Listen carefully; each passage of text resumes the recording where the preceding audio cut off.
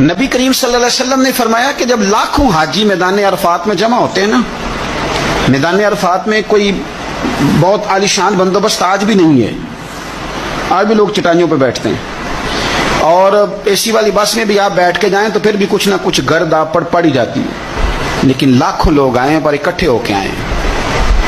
اکیلے اکیلے کوئی میدان عرفات میں جائے اور 9 ذی الحج کے علاوہ جائے تو یہ مقام اسے نہیں ملتا، لاکھوں آئے، اکٹھے آئے تو حضرت ابو ہریرہ رضی اللہ تعالیٰ عنہ فرماتے ہیں رب کریم آسمان کے دروازے کھول کے فرشتوں سے فرماتے ہیں ذرا نیچے تو نظر کرو۔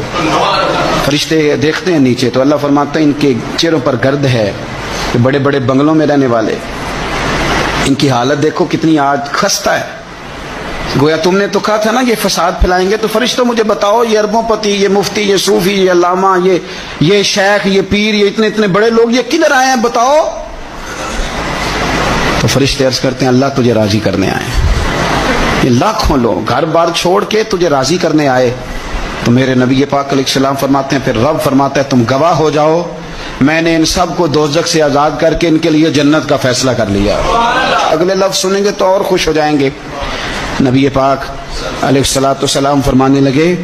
حضور فرمانے لگے رب فرشتوں سے فرماتا ہے انہیں بھی بخش دیا ہے، اور جن جن کے لیے دعا کریں گے میں ان سب کی بھی